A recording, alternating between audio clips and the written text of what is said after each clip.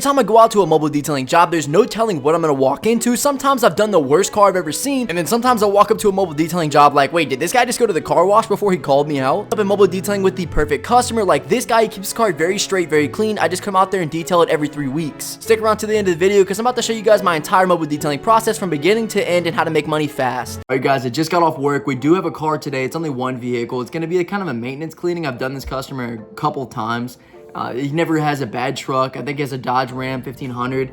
Never in bad shape, so I'm kind of excited. A lot of the easier jobs, the ones you can just knock out, make that quick money. I also have a guy coming out to help me. I never do jobs alone.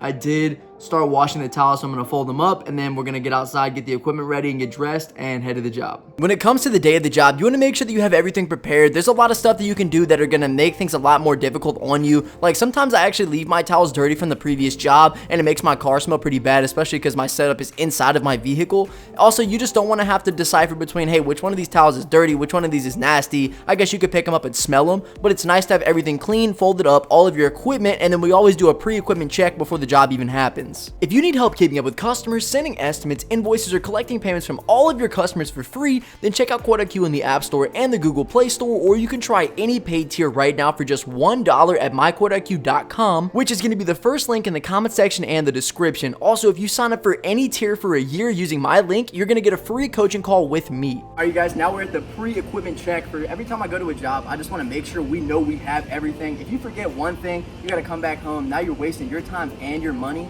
But the customer doesn't care, right? So I want to make sure I have my pressure washer, my vacuum. This is specifically for mobile detailing. If you're going to do a can cleaning job, there's not a lot of stuff you need.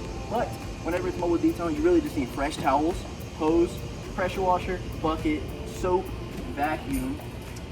Honestly, all your little vacuum attachments. And then I made a video recently. Please bring your own hose. The customer's going to give you water and power. Do not forget a hose. Of course, your equipment check is probably not going to be as fast as this. I just know that I've had my setup in here for so long. I know exactly where everything is. I've got everything kind of organized out because my trunk is a little bit small. I know exactly where each piece is. When I need something, it's in a certain container. And I have everything kind of sectioned out. There's a different container for towels, different container for the hose attachments, pressure washer attachments, all of that. And the vacuum and vacuum attachments are all connected to each other as well. Also, I do have a bucket for wet towels and stuff like that. Once you finish with your pre-inspection, obviously you're just going to head over to the job. Now that you have all of your equipment, you know where you're going, you're going to let the customer know that you're on your way. I always like to give the customer a certain little time frame between when I'm actually going to get there. So in this case, I told the customer, hey, I'm going to be there between 1 and 2. That way, I'm not going to be considered late if I get there at 1:30. I don't want to tell them 1 o'clock. Also, I'm having it based off of another person that's showing up with me. Either way, I'd say the job went incredibly smoothly. This guy ended up going to the Netherlands, so he was out of town for about 3 to 4 weeks. So he wanted me to come back and detail his car again. The first time we did it, once again, it was not that bad. A lot of the cup holders and the carpets and stuff like that get really dirty. There were French fries underneath and behind the seats.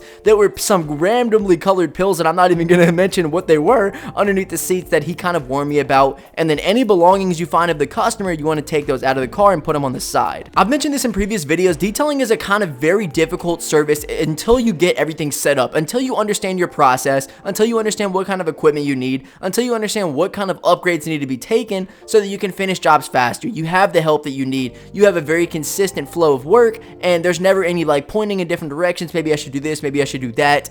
It's always one exact quality, one exact process. And in my case, this starts out with me going around the entire car, mostly hitting underneath stuff, underneath the seats, behind the carpets, other stuff like that, and taking out the floor mats in the beginning. And then near the end, I'm coming back through with another different attachment for my vacuum, and I'm hitting all the seats, making sure I get all the crust, making sure I get all the dust behind the steering wheel, on top of the dashboard, on top of the seat specifically. And then if I need to, I can get my long attachment to get where the seat belts and stuff are. And while I'm going at this, I have my buddy going through the entire vehicle, running around with a spray bottle that's full of Dawn soap as well as water, and he's spraying stuff in, rubbing everything in with a brush, making sure we get all the doors clean, not the door jamb specifically that comes near the end with the exterior part of the wash, but making sure we hit all the cup holders, making sure we hit the dashboard, we hit all the stuff all over the doors, all over the steering wheel, all over. You want to hit all the little crevices, to be honest, the spots that you don't think the customer would look, but you're just getting everything clean, getting that initial layer of dirt off so that by the time I come back with my vacuum, I'm able to hit all the extra stuff. As well as there's a lot of little spots that he has to like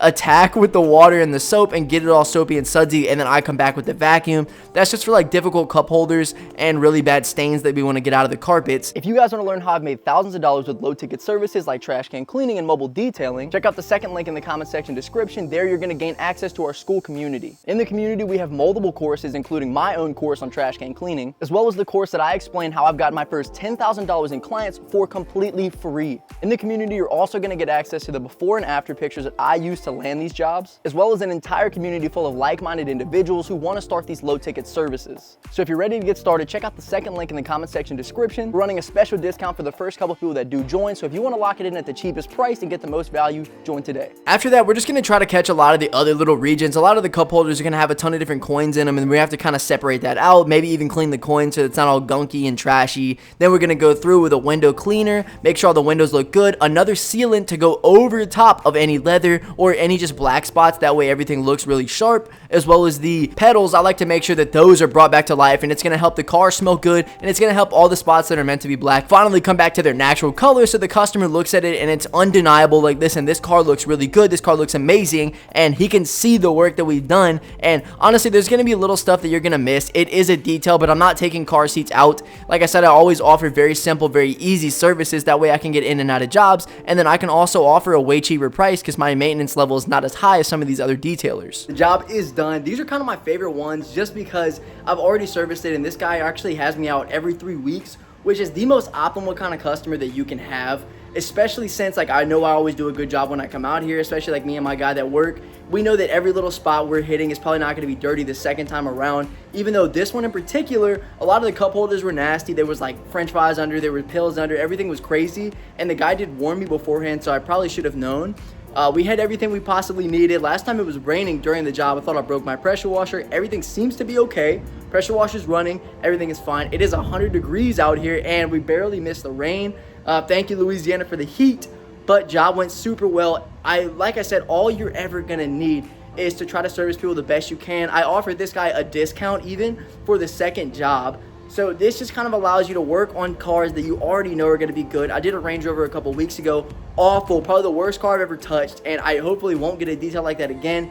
This is why you need to try to get pictures of the car beforehand. Even though they're not going to send them to you, just do your best to be aware of what you're walking into. I knew today was going to be easy, not going to be bad. The heat kind of took it out of us, but you know, you just go in, you do what you can. A mobile detailing business is one of the easiest services you can have, especially because the cost of entry is super low, and the amount of different types of work you're going to do is not that high, especially if you offer basic services and charge a decent to middle range price. Once we finally get to that exterior wash, this is the part that is so easy, and maybe not for my partner. It kind of switches up. The vacuuming piece of the mobile detailing servicing on the inside is a lot more difficult, so I think I kind of get it in the beginning, and then by the end, he's got the hard part, having to rub in all the soap, make sure that we're actually washing the car, taking off that initial layer of dirt the customer might be able to see, and then we do have a wax solution that we're washing with, as well as Dawn soap. So after I hit everything with water, we come back over with my foam cannon, and then he fills up a bucket with water, as well as taking out some Dawn dish soap and some of that waxing solution on a towel, and hits every little spot of the car he can, hitting all of the windows, hitting the top of the vehicle, hitting all the backside, even the toenail on this guy's truck we hit. And then I go back over, rinse that off, and then for the finisher, we're hitting the rims. Always touch up those rims, especially if it's a clean car and they look shiny. It's gonna bring everything together, and once you're able to see your reflection or see the reflection of other stuff in the paint, you already know you did a great job. And that waxing solution, I'm gonna have to find the name of the soap, but it is ridiculous.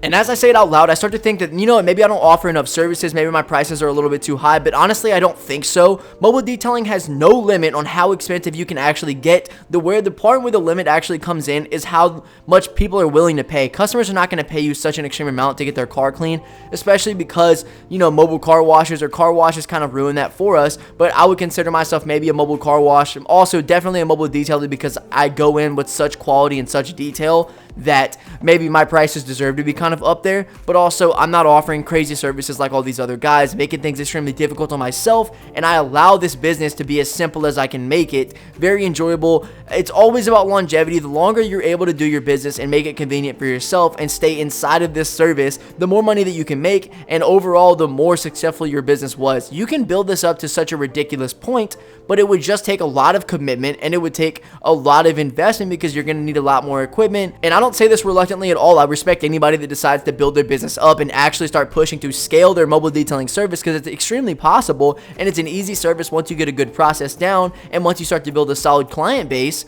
But it should stay a side hustle. You should stay trying to make a couple $1,000s a month with it. I don't know if it should be such extreme to where you're hiring guys on. Now you have to deal with other like workers, rather than just keeping things simple, doing the work yourself, making some good money.